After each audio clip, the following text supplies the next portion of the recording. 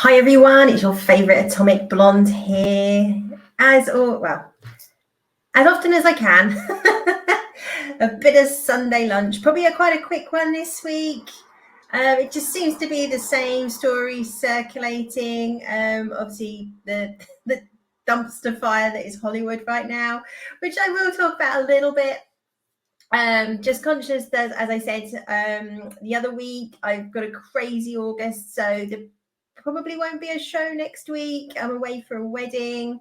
The weekend after, I've got friends staying, so there may be one depending on what time they go on Sunday. Don't know, so I definitely just wanted to jump on this week and just have a quick chat about what's going on. And very conscious that Hijack concluded actually last week, and obviously I wasn't able to make a show, so just wanted to round out that, have a quick chat about the usual shows and bits and bobs, and have a chat around as I said, the craziness that is Hollywood right now. So as always, let's get into it. So as I said, Hijack. So overall, I think a good show. I am a fan of Idris Elba's work. I've covered like Luther on here. It's watchable. It's fairly well paced. As I say, 7 episodes. Each episode covers an hour of the flight, 7-hour flight from Dubai or Abu Dhabi, wherever they were, to London. And so kind of like, the real-time thing, plane gets hijacked. And really the whole of this has been like, why was the plane hijacked? Why were certain people killed? And it transpires that the plane, so we basically had obviously demands that certain prisoners were released from prison. We thought that was the motive, that they were getting some higher up sort of mob bosses effectively released from prison. And as I said, I mean, this is where I think the story does kind of derail a bit, and very much in this last episode, you do get taken out of it, which I found a bit disappointing, because overall I quite enjoyed it. But the last episode, I think, you really kind of got taken out of this. So we had the release from prison, which, there's a complete, around the world, we don't negotiate with terrorist rule. Everybody knows that. So the fact that they allowed these people out of prison was like just stupid. That was a bit daft. And then they lost them. They don't know where they went, because the whole thing was, we'll let them out, follow them, and then we'll rearrest them. Obviously, that didn't work out. It basically transpires that all of this, as ever, was about money and just making money. So it was kind of set up that they deliberately hijacked the plane, so the stocks in the airline and the insurers would plummet, and they could basically make lots of money on the stock market. This mob boss guy was involved in this. But as ever with all of these things, he just ends up being shot, because we had the woman on the plane who killed the pilot and is now flying the plane towards London. She's asking, like, what am I doing? Because there was obviously some plan to land the plane or something with the plane. And this guy, this mob boss, is just going, he's watching obviously the stock market, and the guy that's with him is like, check out, right, we've got enough money. He's like, no, a bit longer. And this guy's just getting me, and he just ends up shooting him and killing him dead. So it's like, oh, okay. And the woman that's shot the pilot, again, like with everybody else, they've got her family or threatening her family. That's why she's doing it. She was ex-military. Idris manages to sort of talk her around, and they obviously work out that they've got her family. He manages to get into cockpit with her. And obviously this is basically there's this plane is careering towards London, that city of London. And this is where, like, so previously that you've got the Foreign Secretary and the Home Secretary. And the Foreign Secretary, I think it's right way around, was this stupid woman who last time when they were over, like, I think it was Hungary airspace, was all about, we can't shoot the plane down, they're British citizens, blah, blah, blah. So now literally this plane is in the City of London airspace being flown by this woman. They've lost the people that they've released from prison, and she's still like refusing to shoot down this plane. And the Home Secretary's like, you've got to advise the Prime Minister to shoot this thing down. And she's like, oh no, I'm not going to do that. I can't do it. And I just thought it was the most ridiculous thing I'd ever seen. That there was like, you know, that she was prepared to risk this plane flying into Canary Wharf or the centre of London, killing thousands, tens of thousands of people because she wasn't prepared to shoot down 700 people on a plane, or whatever it was, 300 people on a plane. Now, that must be a horrific decision to make, but she's Foreign Secretary, right? This is her job. And I don't know if it was like about that women have got higher morals than men, and men have a complete disregard. They were trying to make some political statement. I don't know. But it just came across that she was just weak and pathetic. It's like, you're the Foreign Secretary and you're gambling. There's tens of thousands of people's lives in London for not shooting down a plane. And like I said, for me, it completely took me out of this. I just thought it was the most ridiculous thing. So we've negotiated with terrorists. We're now not going to shoot down a plane. Also, basically, Idris Elba's character can survive. So it was really disappointing from that point of view. They did wrap up the story really well, like all the loose ends, like, you know, played out. At least Max Beesley's character saves Idris's son. All the terrorists get caught, and they do manage to land the plane. They find an RAF base outside, 6 miles outside London, that they managed to sort of crash land the plane, and everybody survives, kind of thing. So it's kind of actually anticlimactic. The reason was just that they wanted to make some money. And at the end, it wasn't clear, you know, how whiter than white Idris's character was. And I couldn't quite work out from the ending whether he was involved or not. The head hijacker stays on the plane when everybody else has got off. Idris goes back onto the plane because he wanted to get the present that he bought for his wife. He then gets shut on the plane by the head hijacker. And the head hijacker is like, well, if I'm going down, you're coming with me. And he's trying to shoot him on the plane. So obviously the soldiers and that managed to get on the plane and they arrest the guy and Idris gets away. But it was a bit like, is he saying that because Idris is involved? I mean, it didn't make complete sense. I don't think he was involved, but yeah, again, it wasn't a very clear ending, or I was just being daft, a bit thick, possibly. I don't know. So yeah, overall, it was okay. It was, I mean, it's completely set up that they could have a season 2. I mean, you couldn't hijack a plane again.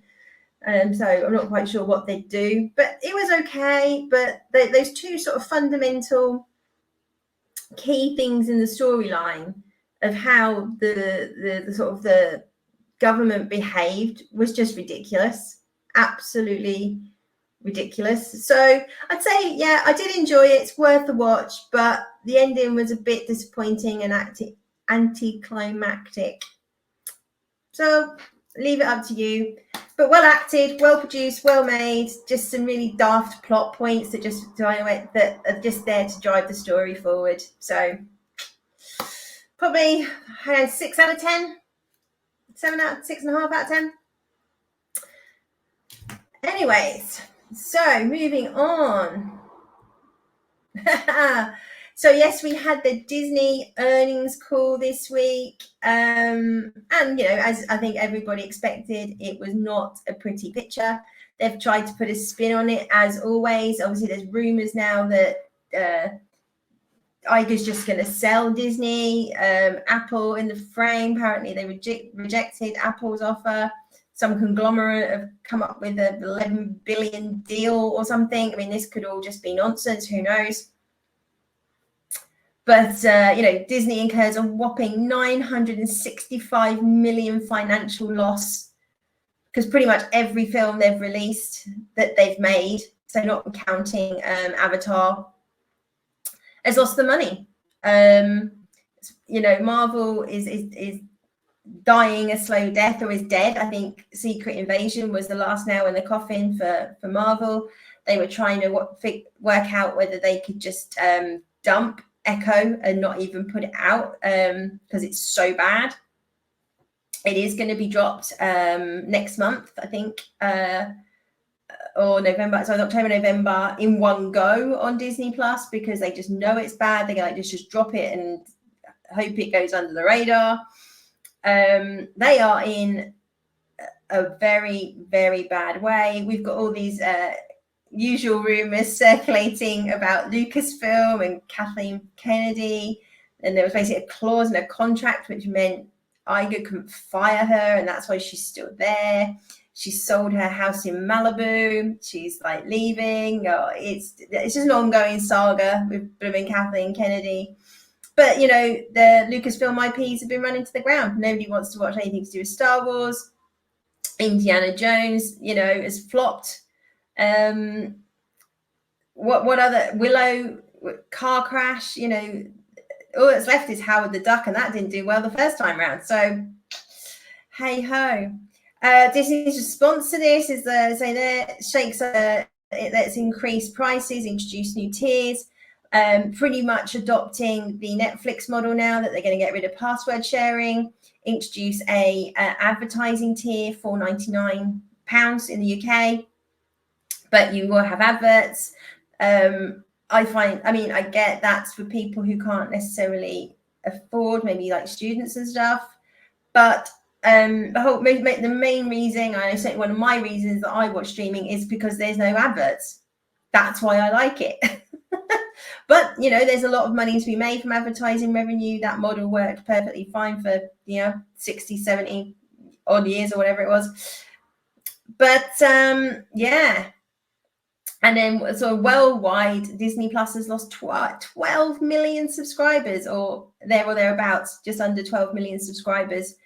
Yeah, Disney is in really bad shape. And to be fair, as I say, I think every week on this show, you reap what you sow, Disney.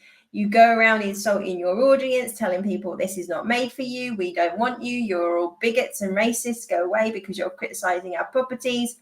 And people have been, saying since 20, well, we've been talking about obviously the wokeness of Disney for a while, but everything from Phase 4 onwards, and from the rise of Skywalker, so about 2019, that this stuff's crap. This stuff is bad. And now the normies have gone, hey, you know what? This stuff is bad. We've got the delights of Loki season 2. I didn't even finish Loki season 1. Obviously, that done well because of Tom Hiddleston, who was just a bit player in his own show, like all the other Disney shows. The wonderful female Loki was front and center, so we could all do without that. I just don't know. I mean, all they can. I think there's rumors that they're literally after the Marvels, which is going to be another bomb on another scale. They're kind of pulling the plug, and I think the writer's strike has probably will help them with this. That the fact that there will be no films for 2 or 3 years, they can blame that on the strike as opposed to crap. We need to completely reset, reboot. Iger said obviously it's going to be quality over quantity. They're not going to focus so much on churning out things and trying to improve the quality. It's going to be impossible to improve the quality if they don't, unless they decide to get rid of all the ideology, intersectional feminism. And despite the company going bankrupt, they still don't seem to be moving away from this. So who knows? I mean, a new owner cleaning house, that's the only way that I think Disney can turn it around. At least a 5-year break on their IPs, try and come up with some new original content that's not, like I say, based in ideology. Half a chance. And they probably just need to get rid of Disney Plus. Hulu is profitable. Put your focus there. Who knows? But Disney is in really bad shape. The other earnings calls, I mean, Warner Brothers seem to be turning the dial on their debt and getting in better shape. But all the streaming platforms are having problems. The model's just not working anymore. There's just too many of them. You know, there's only so many that people will subscribe to, and only so far your money can go. We're probably going to end up with like 2 or 3 big, probably like your Netflix, Amazon, and Apple, I reckon, is what we'll end up with. Studios, Paramount, all those will collapse their streaming platforms and go back to selling their content because they can make more money that way rather than having their own platform. But we shall see. We shall see. But yeah, I think it's a perfect storm right now in terms of normies have switched off from the content. They can see how bad it is. You know, we've been saying this for years. But once the normies click in, they're in trouble. The writers' strike, the actors' strike, you know, there's like no money to go around. So let's go. They literally pick the worst possible time to go on strike to get anything. Yeah, and yeah, that will absolutely probably help companies like this spin the narrative. But that's about it. Moving on. Oops. Headlines away. Yeah. Talking about, actually, yeah, we'll go to this one first. Actually, that just dovetails into what I was talking about. So the Hollywood strike, WGA and SAG.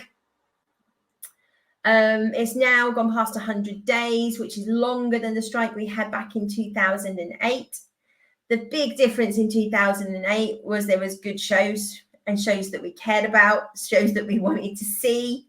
So the audience gave a fig. You also think this was like pre-streaming days. So this was when seasons were between 20 and 26 episodes. They'd start in October, they'd finish around March, April time. You know, this is obviously American shows. British shows don't work that way, but obviously we have a lot of American imports over here. So what would happen is obviously they'd make X amount of shows that start airing in October, and then they continue to make the show all the way through, you know, pretty much until February time, and then obviously the season rolls out and finishes in March. But they're constantly making the show as it's airing. So obviously with the writers' strike, they had X amount of shows kind of in the can, and they could show seasons up to a point, and then obviously they run out some, and then pretty much a lot of seasons that year were cut short.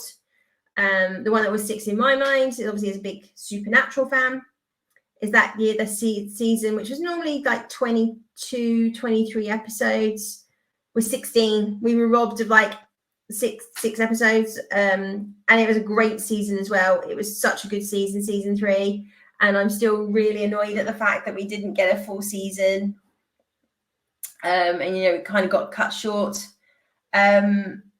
But you know, that was proper bargaining power. You know, you had like Grey's Anatomy and other shows like that on air, and the audience was like, hey, I want my bloody shows back on. Now people are like, yeah, you're all right, thanks. You haven't made, you know, I think you can probably count on one hand the good shows that we have had over the last few years. You know, Picard season 3 being one of those, Terminal List, Reacher, House of the Dragon, so I'm up to 4. Probably Manifest for me, and a handful of others, right? And I'm sitting, you're really going to struggle to name good quality shows. They're like 10 episodes.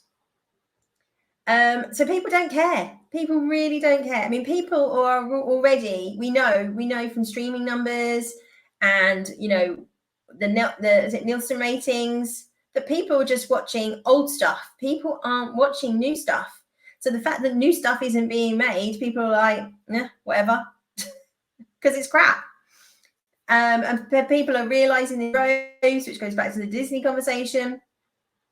So up until this point, like they weren't even getting around the table and talking and discussing.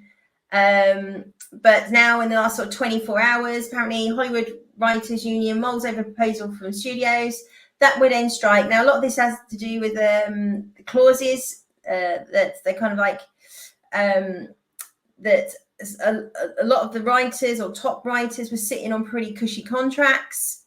And there's a clause that basically striking has allowed to kick in that the studios can cancel these contracts. So they've kind of shot themselves in the foot, really.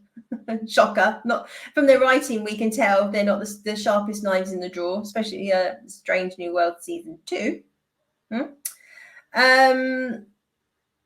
Yeah, so the strike could be over imminently. Obviously, a lot of these people are starting to run out of money. They've realized that nobody cares. Nobody wants their properties. And some of these cushy contracts that they've been sitting on are now null and void. So they really don't have a place to be bargaining from. As I've said on previous streams, there are some genuine things in here that I do agree with. You know, that they legitimately should be dealing with. But again, you know, it's as much as I don't really give a fig about the actors and the writers based on the quality of the shows that we've had, I do really feel for all the other crew, you know, people who work on TV and you know, cameramen and effects and caterers and hair and makeup, but these guys can't work either, you know. So I really feel for those bread and butter guys who don't even get a say in any of this, who can't work right now. So but yeah, it could be over. I think, you know, there is no win-win scenario in this for anybody. Yeah, so I guess it's watch this space, but I think they've just royally shot themselves in the foot. It's basically, on a positive side, I guess, has given leverage to the studios and streaming services to get rid of some of these contracts, to purge, to get rid of the crap writers, to get rid of some of this intersectional nonsense that's activists that have worked their way into these writers' rooms. If anybody's got half a brain, it is giving them absolutely, I say, the perfect storm that they need to clear house and start making good entertainment again. Look, there's a place for progressive, and if you want to call it woke programming, you know, absolutely make it. Why not? There's 3% out there that want to watch it. So make it for that 3%, but don't put it in every single property. Don't put it in every single IP, because you've just driven all your customer base away. And I think they're finally realizing that. And also, don't go around writers insulting your audience, calling them names, and like, you know, if you don't get it, you know, you're too stupid, or you're too bigoted, or you're too racist to understand what it is we're trying to say. Not cool. So maybe respect your customer. That might help. Just saying. Okay, so lastly, like I say, it was going to be a quick one today, just to squeeze it in. It wouldn't be a Sunday lunch or an Atomic show without at least one K-drama. So I'd seen this one, yeah, Crash Landing on You. It's a bit of a weird translation, but it does kind of make sense once you understand the story. So yeah, I'd seen this in a number of like top 10 Korean dramas, rom-coms, whatever you want to call them. It is subtitles only. It's not a dubbed one. And the premise is you've got this rich Korean heiress, Jun Siri, and she is part of a very wealthy family, but she's the illegitimate daughter of the father. She has 2 half brothers. Her birth mother, basically the father took her from the birth mother. I'm not sure if the birth mother died. It wasn't very clear. So basically his wife raised her. And And basically, the mother doesn't seem to particularly like her. Her brothers are absolutely vile. They are disgusting human beings, especially one of them. And it's all coming up to the father's got this, empire, business empire, and he's due to retire. So who's he going to leave the business to? From a cultural point of view, it's normally the eldest son. But he's not he's not a great businessman. The other brother, who is in finance, got scammed and has lost like hundreds of millions of won. And then you got Suri, who went out on her own, created her own business, basically sort of didn't want anything from her father or mother. She kind of knew that she wasn't really wanted, and has established her own successful beauty brand. So basically, the father says the only one that's proved themselves as someone who can run the business is her, and he's going to leave the business to her. So obviously this does not go down well with the two brothers. So like the next day, she is filming an advertisement for her company. She's paragliding, and they're sort of saying to her, look, you don't need to film this, you're the CEO. We can get someone to do this if it's dangerous. And she's like, don't be silly. I'm an accomplished paraglider. I've got certificates in it. I know what I'm doing, and I want to do it. So she decides to do this thing, and then this freak tornado comes in. I know, bear with me. And obviously takes her off course, and she ends up crash landing in North Korea. So she's kind of up this tree, hanging on a harness, and the Korean captain, they're on patrol, finds her in the tree. She kind of lets herself out of the harnesses and then sort of lands on him, hence crash landing on you. And she does actually like crash land into his life. So she then sort of initially doesn't really get where she is. She clocks where she is. And obviously, on both sides of the fence, they hear horror stories about the other side. She's like, well, I'm going to be tortured. I'm going to be like, I'm going to disappear, all of this. And he's trying to convince her, like, no, if you just come back, we can get you over the border. It's all going to be fine. And she's like, sod this. So she runs off. She then runs through like a sort of minefield. He ends up accidentally standing on a mine, so he can't follow her. And she so she thinks she's heading towards South Korea. She actually runs further into North Korea and ends up in his village. So the whole thing then is obviously they then meet up again in his village, and then he's got a patrol with him. And then they ended up hiding her, because if it comes out that they let her go and she managed to get this fine to North Korea, they're all in trouble. So this whole thing starts about initially hiding her, trying to get her back to South Korea without anybody finding out. Obviously, this does not go to plan at all.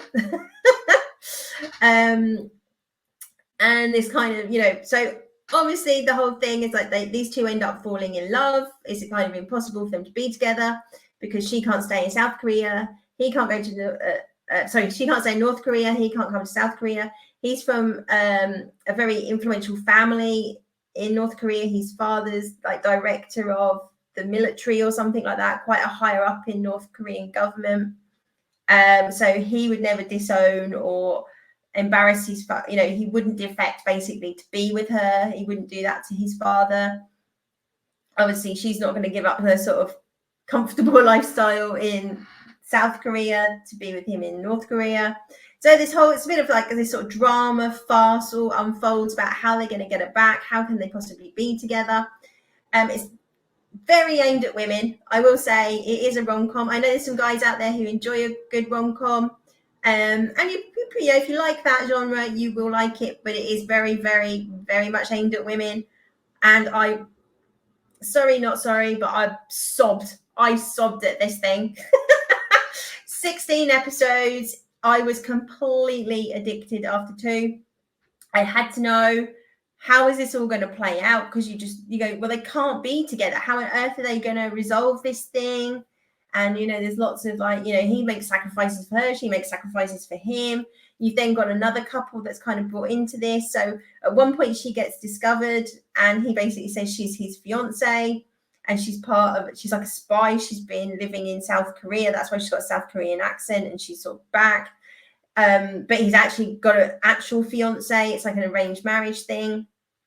And she's been in Russia with the orchestra. She then comes back. So then we've got the whole of this. He's got 2 fiancés, and how all that ensues. So these shows are so well written, how they all all these different storylines. And then there's a whole backstory that you've got these corrupt people in the military who murdered his brother, because originally he was a pianist. He was traveling the world. And his brother went into the military. After his brother got killed, he then went into the military, because one of the sons has to be in the military because of his father. So he gives up on all his hopes and dreams. He comes to the military. And initially they thought it was an accident, but it transpires through this that he was murdered. So then he's trying to find out who murdered his brother. She inadvertently helps him figure that out. It all makes sense, trust me. And obviously he's a captain. He's got these guys under him. I think it's 4 or 5 officers, and they're hilarious. One is like, complete communist through and through, and he doesn't want a bar of her. And obviously over time that relationship mellows, and it's very funny. Really good story. Say sad. I think I cried most episodes. I know I'm pathetic, but I loved it. I absolutely loved it. And it normally, to be fair, as I said, it takes me a while to get through the subtitled ones, because I've got to have time, and I just made time. I absolutely made time. I think I would literally watch at least 1 or 2 episodes every evening. I just was completely sucked into this. So yeah, if rom-com drama and is up your street, this is 100% for you. If you're not into that kind of stuff, you'd probably enjoy the subplots of the corrupt military people and the murders and all of that. But it's very much a love story. So if you're not into that, you're going to hate this. I will tell you now. But I absolutely loved it. I can see why it's in the top 10s.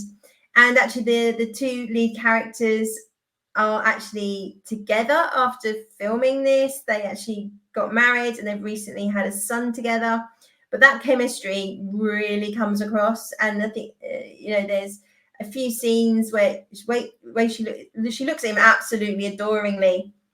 And it's like, that's something you can't really act, I don't think. Well, I suppose you can, but you could really see. It wouldn't be a shock to anybody that these 2 ended up together after filming, and like I say, that they've been married about a year. So you feel like quite invested in the couple after seeing this show, that you really want it to work out for them, because they seem like absolutely just smitten with each other. So yes, so that was a Crash Landing on You. It's on Netflix, as most of these things are. 16 episodes.